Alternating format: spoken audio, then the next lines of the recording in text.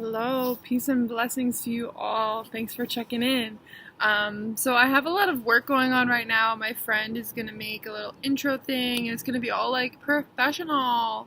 But until then, I'm just doing with what I have. So today I thought I would talk about because with the spring and this energy of renewal and shedding and getting rid of things that don't maybe serve us anymore. There's obviously this other side of the spectrum that's like, I want to lose all this weight, like it's spring and summer bod and all this stuff and like cut season. And there is some real, how do I say this? There's real evidence traditionally that is part of, nature to really want to shed the things that we've been storing through the winter. And usually the act of going on a diet and doing all these things is just not addressing, again, the root cause. So that's what we always like to do here with holistic health and holistic medicine. And for me, at least, that's always, the idea. So how can we unveil these layers and really, understand that there's more to it than that? So, I think that it comes down to more about paying attention to why you are eating certain foods and how you're feeling when you're eating certain foods and why you're going towards those foods. So is there an emotional piece to that, or is there, something that you're hiding behind? So that's for you guys to kind of unravel. There's more I could say about that, but I also want to jump into the idea that, we always think, okay, I want to lose weight, I have to take this away, I have to take that away, I have to take this away. And as far as, working with clients, in my perspective, I always try to see, one, the emotional route, and even for my own self, not even clients, just for my own self, what is it that I am trying to let go of that doesn't no longer serve me emotionally, rather than physically. Thinking about what we have to get rid of in our life. And, that's hard. We have a relationship with the foods. We have a relationship with, our day-to-day life. And, we're social creatures. We're not, rabbits eating grass anymore. Let's just be honest. We're not going to be perfect all the time. So instead of looking at what you have to get rid of, I want you to venture and think about what you can add to your life. What can you add to your everyday life that's going to give you energy, that's going to help you be, clear-headed? What's going to be your emotional allies throughout the day that's going to, benefit you and make you realize that certain things aren't what you need? Or even literally, let's say, for instance, I had a teacher who had said this. For her clients, she'll recommend that they'll have, add 4 cups of vegetables each day or something like that. And people were doing that because that's something that people can actually do. And because they're adding in those extra vegetables, they're not as hungry. So they're actually eating less, carbs or whatever that they were eating because they're getting full on all the fiber-rich vegetables that have all those superfood nutrients in it that we know is just going to make us feel great. So that's one thing to think about. Besides the vegetables, I've been thinking about water and how much water are you drinking in a day, and if that correlates to, if you're maybe hungry, try to have some water first, have a whole cup of water, and see if that maybe helps. Maybe you're just not drinking enough water. So instead of thinking, oh, I have to get rid of sugar, oh yeah, sugar is the worst. Yeah, we all know sugar is the worst. But in reality, what are we going to do to maintain those cravings rather than just strip everything away? So, maybe when you're craving something, have some water. Or maybe when you're craving something sweet, you're really craving nourishment. So go for something that's super nourishing, like carrots are really a sweet, nourishing vegetable.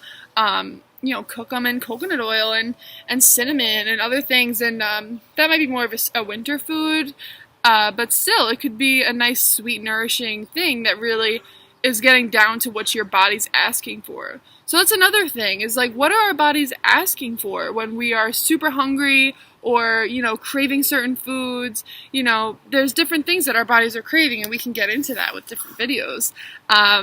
Especially, particularly sweet, we're really looking for nourishment. I mean, that is sweet in nature is so rare to find, and when you find it, it's like the nourishing mama of the earth. It's usually like a root or honey. I mean, it's liquid gold. Like, that's something that's, very, very little amounts that people would be able to find, but when they found it, it could feed people for days, like, it's crazy to think how different things are now. But then when we look at it in that perspective, it's like, wow, my body's looking for that earth. Like, maybe it's not even food that you're looking for, maybe it's that earth energy of, just grounding down and taking a second to really take deep breaths.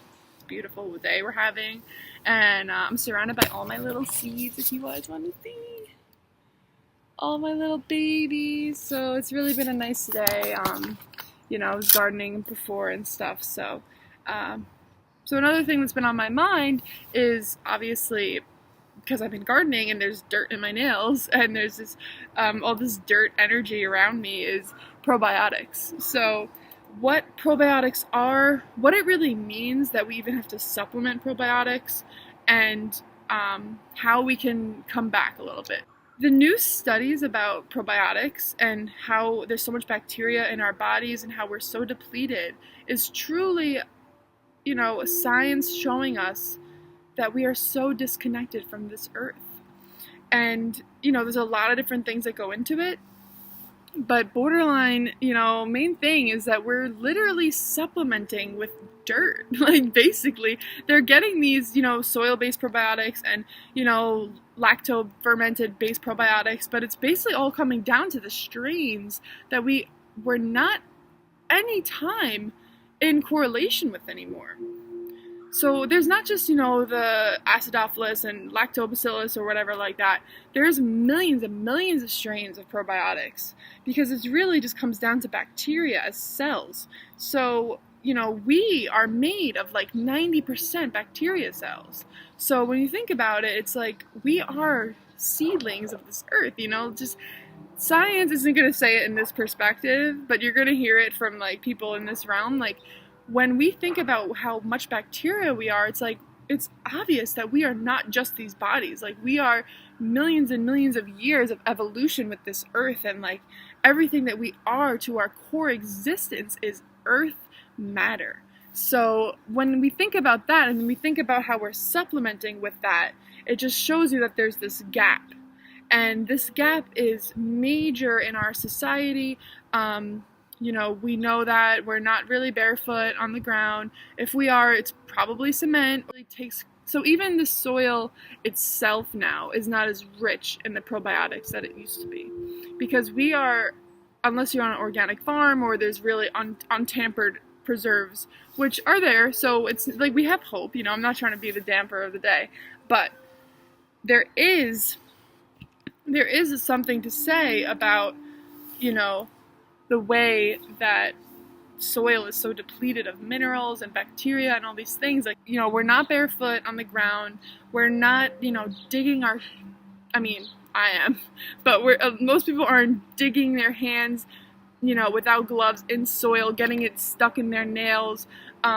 We're using antibacterial soap that's just killing our microbiome. The major thing obviously here is that we are prescribed antibiotics anytime we have a sniffle, right? So, a lot of people know this now, and I'm not gonna, whatever they call it with the hammer, but obviously the antibiotics are killing our microbiome in our gut particularly. So that is where most of the studies are being done, that bacteria lives in our gut is mainly bacteria. And that's why actually, to the video I was doing before, maybe I'll combine these. Yeah, I should. So I'm going to combine them. But, so the earth root vegetables, those vegetables have been planted. They are grown out of the soil. So they have great prebiotics. So prebiotics is something you don't hear very often, but I think we're going to start hearing it more. So, because we're learning about probiotics and people are just, oh great, I'm going to take this supplement off the shelf and it's going to do everything for me. Just like, it's not anyone's fault. It's the Western way of thinking that we were born and raised in, is that this idea that we're going to take this one thing in a supplement or in a medication and it's going to do it all. But we have to do the work. We have to do the work as individuals. So this is where it becomes holistic. So we have to start having prebiotic vegetables and herbs in our diet. So this comes down to carrots, beets, onions are a great source, sunchokes, Jerusalem artichoke, leeks. So a lot of vegetables that are like, rooted in the ground, they have and a lot of herbs also. We'll talk about dandelion root, elecampane,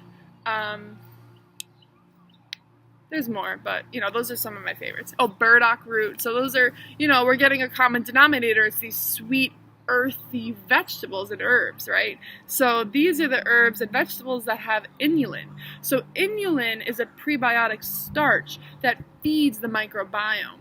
So before we take a probiotic on the shelf, we actually need to feed the microbiome first, like kindle the fire, get it settled and used to these bacterias, and then we could take a probiotic and we'll actually be absorbing those bacteria because our body is responding in a way that it's already kind of been inhibited to respond to. You see, especially for people who are very, very high antibiotic use, high antibacterial soaps and hand sanitizers, people who never go outside, live in the city, those typical people really need to start incorporating those starch vegetables before they spend, $30-$40 on a probiotic. It's expensive.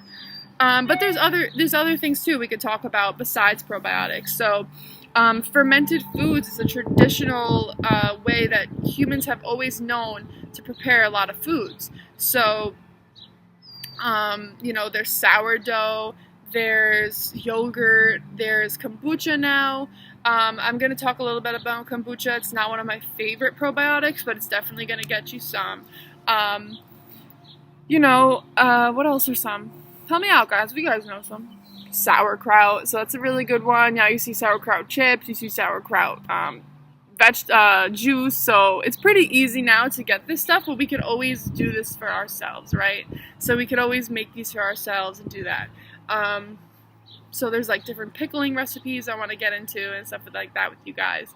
And this is really essential for us to, feed our microbiome. And what our microbiome is really doing, even in cancer studies now with immunotherapy. So now they're kind of gearing away from, killing the cells. They're realizing that they have to nourish the immune system. It's all about this nourishment, right? This earth feeling of just mama healing nourishment that we're realizing is so essential for us humans to thrive. So what they're saying about immunotherapy now is when they're supporting the immune system in this way, when it's been helpful versus when it hasn't been for successful for people, is the amount of bacteria or how flourished their microbiome is. So we're seeing that this is really essential for our immune system. And this is essential for basically everything, but of course our immune system and our digestion are two really important ones. And especially with allergies and stuff like this right now. So with allergies, it's another issue of we're so disconnected from the earth, right? We are being exposed to something that we should have been living with and being exposed to our whole life, but we just take something right away to get rid of the immune response in our body. So we're taking Claritin, right? There's pollen, we get kind of itchy, we take a Claritin. This Claritin is now diminishing our immune response to learning how to deal with these, with dealing with pollen and different things like that, now it's just when we become adults, it's a huge problem, and it becomes, eczema or psoriasis or other skin conditions, even asthma. And what we're now learning too is that probiotics are so essential for that, because now we're just feeding our immune system, but we're also helping our immune system with those responses. And when you do it in natural ways, like being outside and doing it with foods and stuff, you are exposing yourself more and more to earth, right? So it's just this whole earth energy. How exposed are you to things outside? So that's another major one. So yeah, there's allergies and skin conditions, and I think I'm going to do a separate one on allergies, but for now, I hope this was a little bit, little intro for you guys about probiotics. A lot of people know about this stuff now, but it's just my ideology about always bringing humans back to the earth and just showing you guys where that disconnect is physically, as far as our health and as far as studies are going now, connecting the traditional ways of healing and, Mother Energy and Gaia, and now with science really connecting the dots for us, the missing links. It's a work in progress, and I'm not sitting here in front of you guys saying I'm the perfect human who, everyone listen to me. It's just more, we're here, we're people, and this is how we're figuring things out. It's all coming back to the earth, right? At least that's how I see it. Alright guys, have a great day. I hope you took something from this. Leave a comment if you're interested in any other topics, and I'll see you guys soon. Alright, peace out.